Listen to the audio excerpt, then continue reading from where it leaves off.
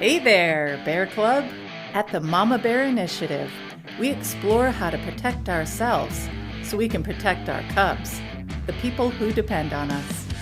Join us and get the confidence you need to stay safe, make good choices, and protect yourself and those you care about. Let's go!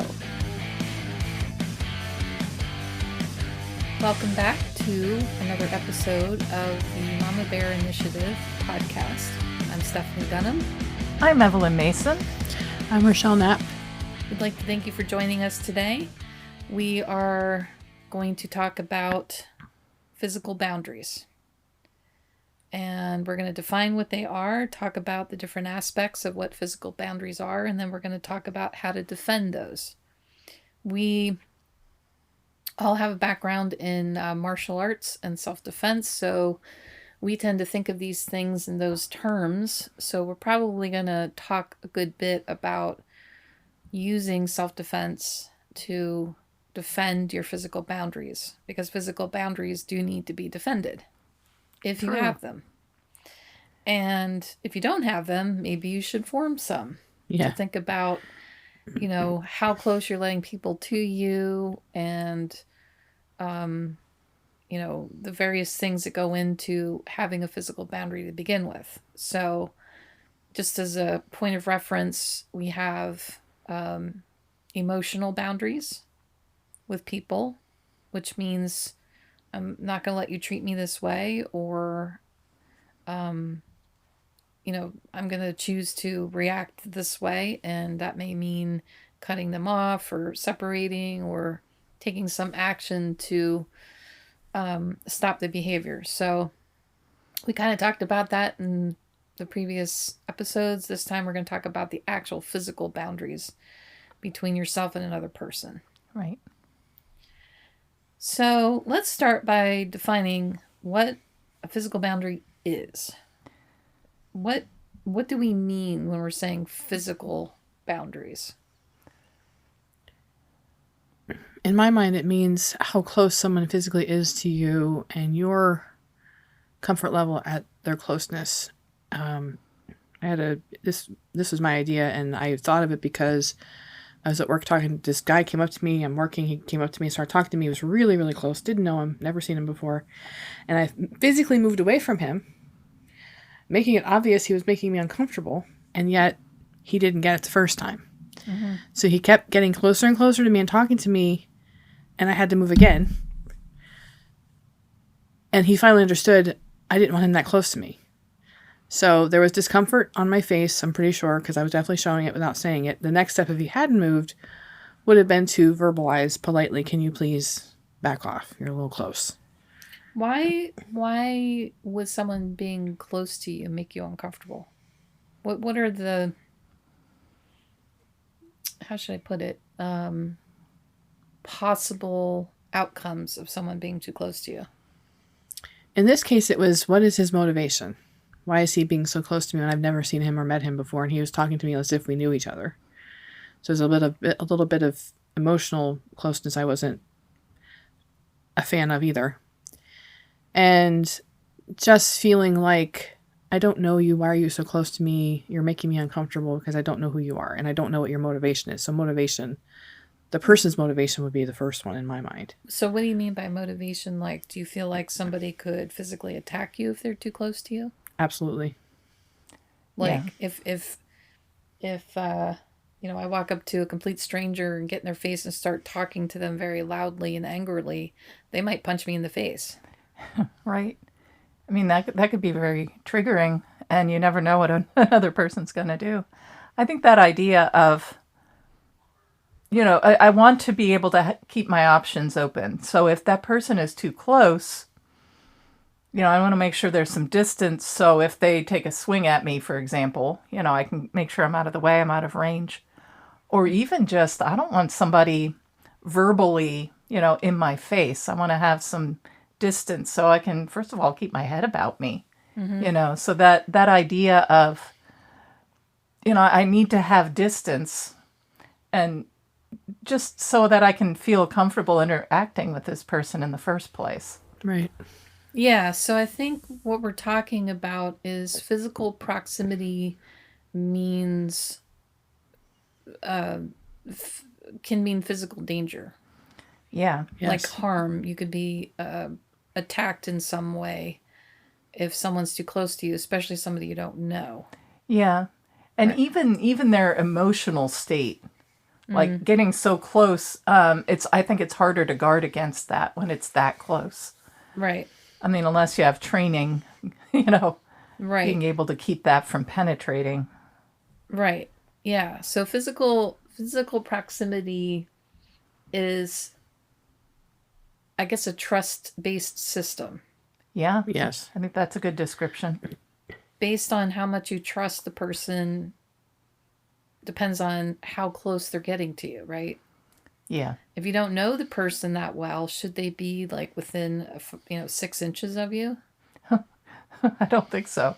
I mean, unless, well, yeah, no. I can't think of any good example of that. Yeah, and it makes me think about like I don't know if you guys have seen these videos on YouTube, but I've seen videos where people are getting on trains in Japan, and there's people who are on the platform with these big sticks, and they're shoving people inside the train and packing them in like sardines, I have right? seen those. Yeah.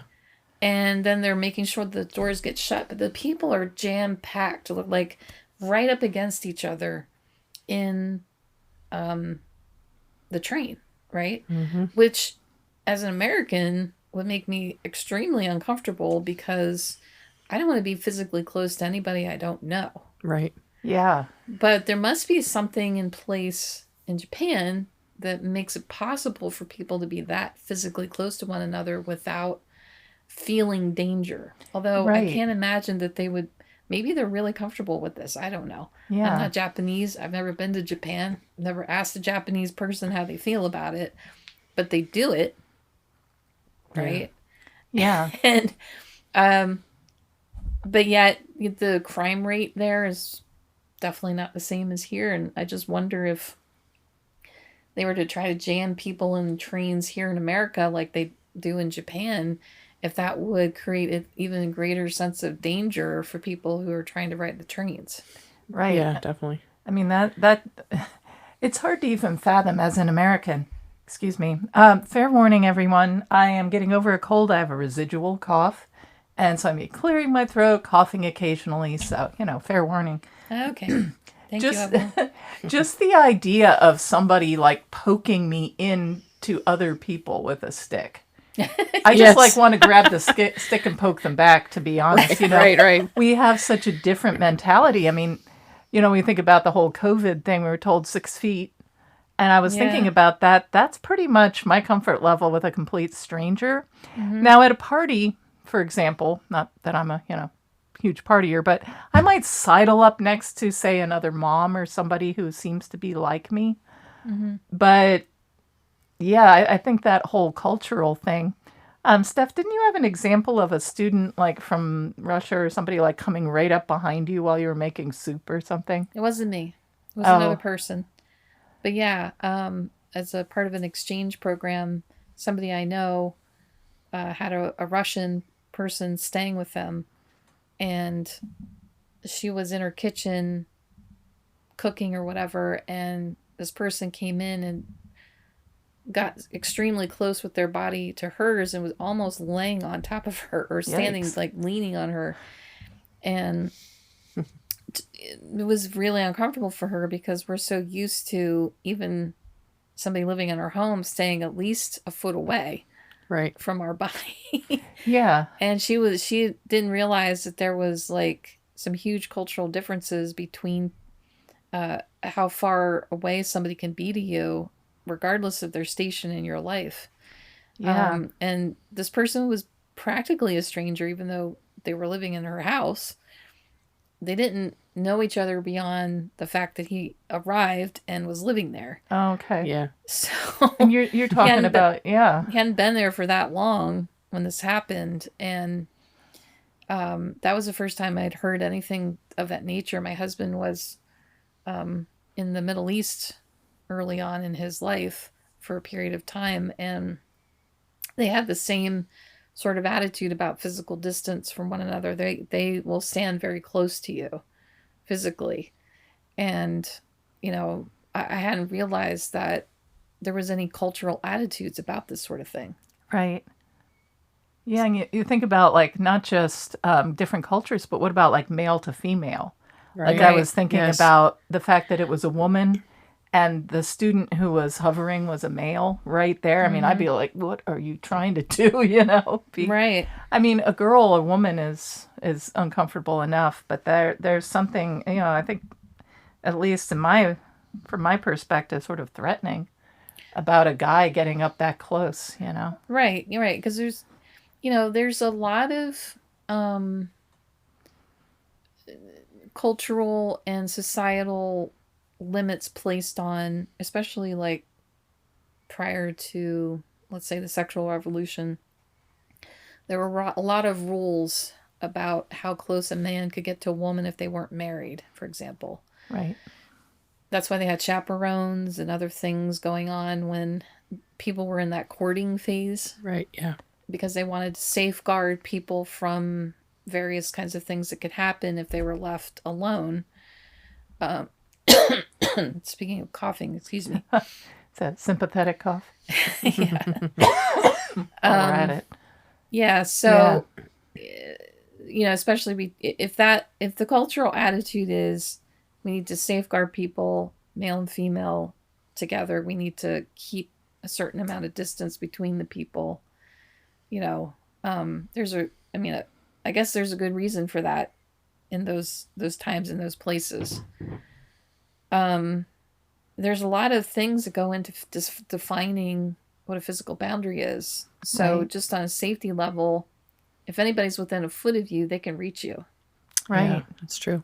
right? They can grab you, they could stab you, they could do all sorts of things to you if they're Right. close enough. An arm's distance between them and yourself is a little over a foot. So if they can if their hands can reach you, then you're potentially in danger. Right. But it doesn't mean that if I'm standing close to Rochelle, who's my sister, or Evelyn, who's my best friend, and I'm within that arm's distance, that I'm going to do something to them, because my relationship with them determines the trust. I mean, we're definitely in danger of, a potential hug, but, Yes. Potential those- hugs. Hugs are so Some scary. arm wrestling, maybe. Arm wrestling. You're feeling feisty while arm wrestling in there. Yeah, Right. so defining the physical boundary is so important because of this connotation in America, at least, of physical safety. We have to be sure. We don't know what that person's thinking. They could be acting perfectly normal when they first walk up and talk to you, but they could change in an instant. We have no idea. Mm-hmm. We don't know them, what their motivation is. Whereas with someone you're close to, they can be physically close to you, and it's fine because they're Yeah. not going to hurt you. You trust them, basically. You don't necessarily trust someone you don't know or don't know well. And I Right. think it's fair enough to say, no matter what culture you're in, even if they have a tendency to get up close, just to be on the safe side, I want to make sure, I'm within enough distance that the person couldn't grab me or do whatever, even if they're culturally, comfortable with being close. Right. Yeah. Right. So, this trust-based system based on your relationship with other people, can you define distances that you're comfortable with different kinds of people? I think you mentioned, Evelyn, you might get closer to, at a party, to someone who looks like a mom to you, for example. Yeah. Maybe, is that somebody you know or somebody you don't know? It kind of depends. A lot of times I'll sort of, and here's where it gets a little like, I can't necessarily put a definite quantifier here, except to say that we're in a common situation. So let's say it's because I homeschooled for 20 years. Let's say it's a homeschool get together, and it may be a mom I've seen, but I haven't actually officially met.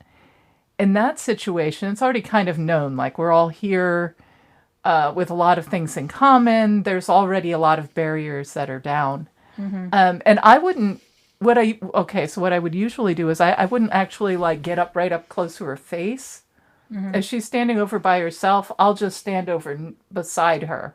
What would you say the distance is between you and that person?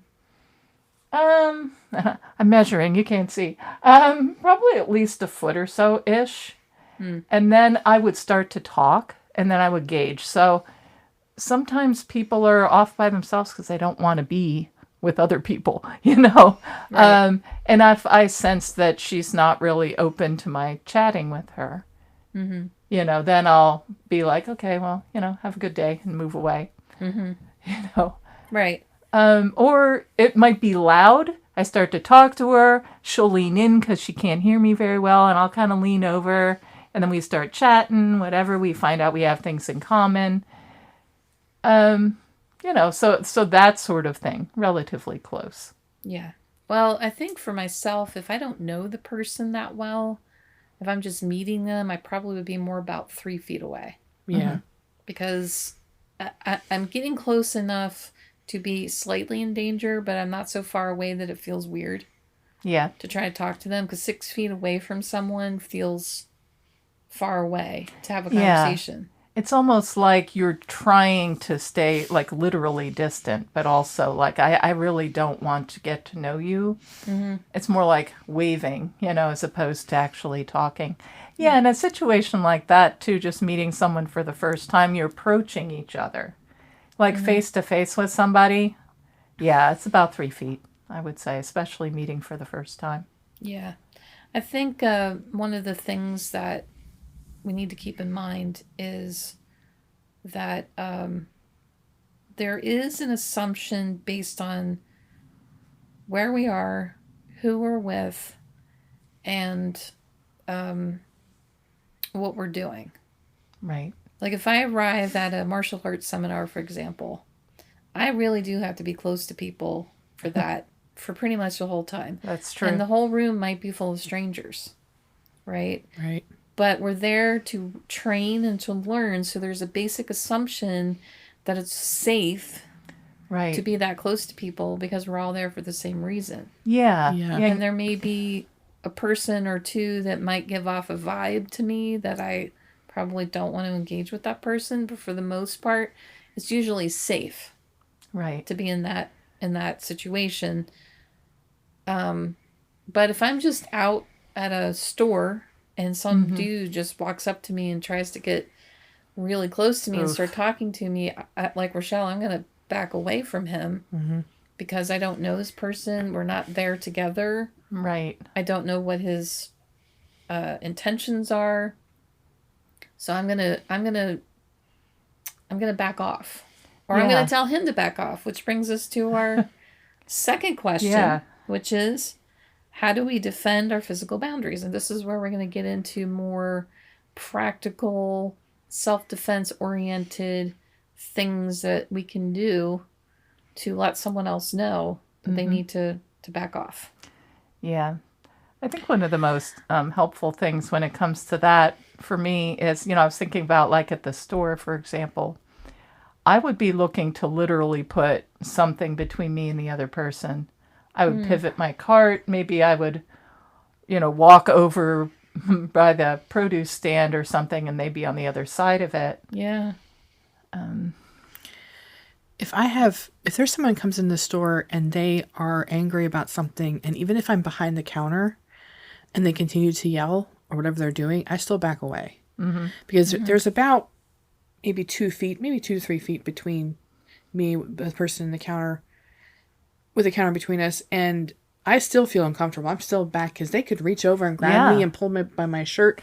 I'm always aware of like where I'm standing because I'm just kind of slowly inching away from them as they're yelling because I don't want to get jerked across the counter by someone who's angry, and that never happened, but it could happen. Right. Yeah. Yeah. So you're talking about you might be in that slight danger zone of 2-3 feet from someone, and you're trying to create distance by backing up to 6 feet or as far as you can. Yeah. Because 6 feet away from someone is pretty much, you know, a good safe zone Yeah. of physical distance between you and another person. Yeah. And the idea of being aware of what's around you. I was thinking, Rochelle, like I was picturing, because I go to Wawa pretty frequently, often there's something behind the person, so they're sort of sandwiched in. There's a counter, you have the counter, but then you also have, shelves with cigarettes or whatever that happens to be behind you. So when you were talking about inching away, I was picturing you kind of going, laterally to move away. So being aware of what's around you, being aware of your options, where's the exit, Right. Now, not every encounter we have with another person has to be physical. Right, that's true. We can use some other things like verbal or even emotional cues.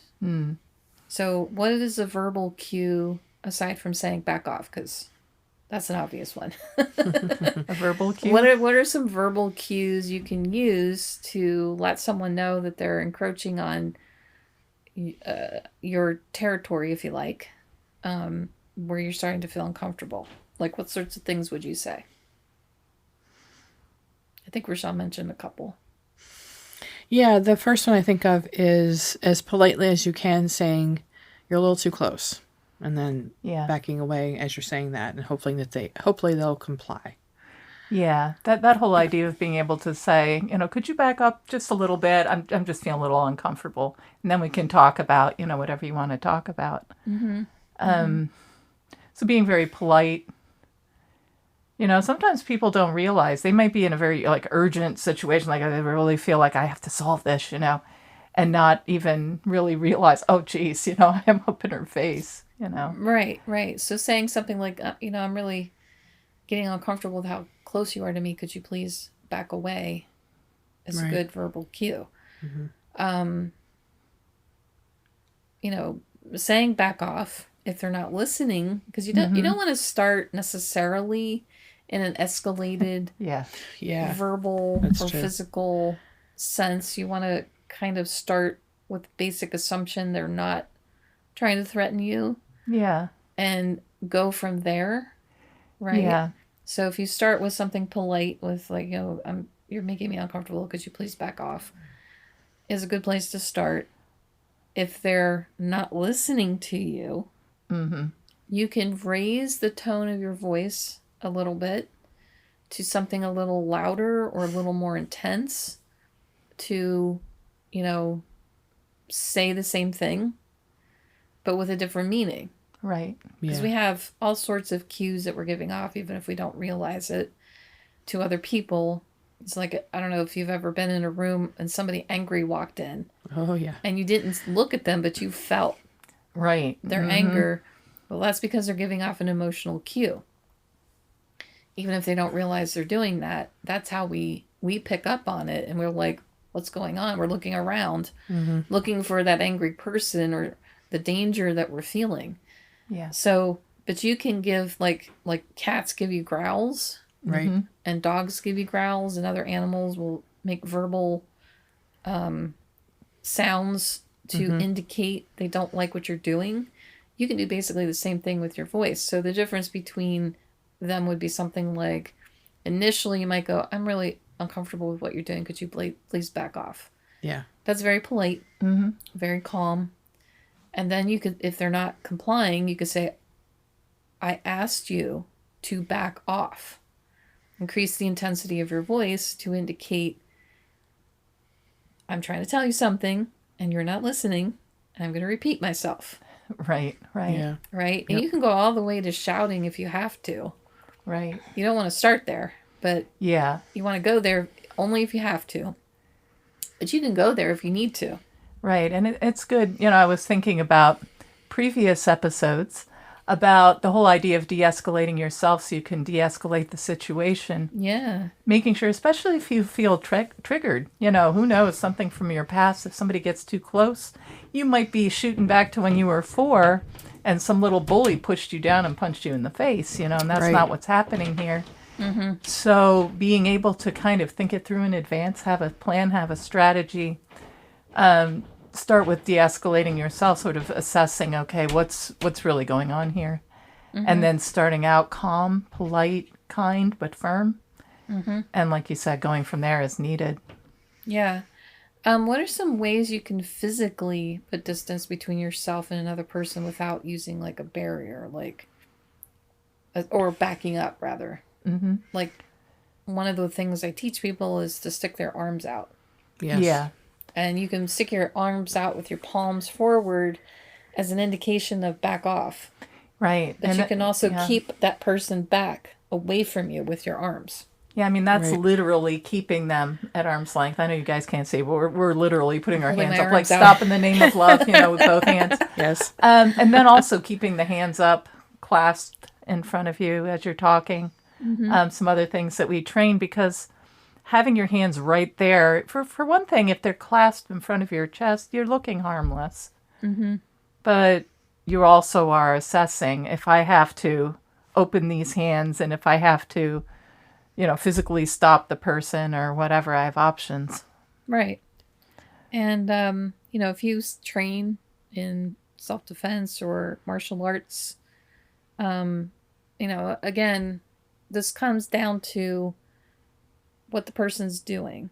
Self-defense, you have to be responding to something that the other person is doing, but in kind of what they're doing. Right. Right. In order for it to count as self-defense. If someone's getting too close to you and you don't like it, you punch them in the face, you're the one in trouble. Yeah. I mean, Right. an automatic arm lock is generally not the best solution. Yeah, just arm locking people just because they're getting too close to you is probably not a great idea. But if they get too close to you and they start to grab for you, Mm-hmm. or produce a weapon of some kind, you're within your rights to defend yourself with your skills and do what you need to do to put a stop to what they're doing. Right. Yeah. So, there's plenty of other things that, you can do to defend your space. You can speak up. You can back up. You can take a physical stance, fold your arms over your chest. You can put your hands on your hips. You can use all these things together. You can show your emotions, your anger at the fact that they're violating your space. Right. Mm-hmm. On Yeah. your face and then the way you're standing. You can, create a physical barrier, like Evelyn was saying, using like a shopping cart, or Rochelle was saying, using a counter or backing up away from the person. There's so many Yeah. ways that you can defend your space. Yeah. And I think even the idea of going where others are as well. So you're not isolated with the person. I was just thinking about the whole, safety in numbers thing, Mm-hmm. and how you're definitely more of a target if you're off, alone away from others. Right. Physical boundaries are easier to defend when there's other people around Definitely. to back you up. Yeah. I was thinking about ultimately, if you're able to walk away, it's not always possible, but if you're able to walk away because Yeah, that's another option. you're feeling like it's Yeah. escalating, if you've said back off a couple of times, they're not listening to you, then your best bet is just walk away. And then you would know instantly what the motivation was. If they stay there, maybe they just didn't care, they weren't respecting you, which is not bad, but it's better than them coming after you. Right. Yeah. Right. So I think the last thing we want to mention that is a possibility when all else fails, you can call the authorities. Right. You can Right. call the police. You can, tell them that you feel unsafe around this person and they're not leaving you alone. Mm-hmm. No matter what you've done or no matter what you said, they're still coming after you or still getting Right. too close to you. They've not complied with your request to back off or anything. You can call the cops. Yeah. And I think it's wise to have your phone handy. Don't make it so you have to, rummage to the bottom of your purse. I keep mine like in an outside pocket where I can just reach and grab it.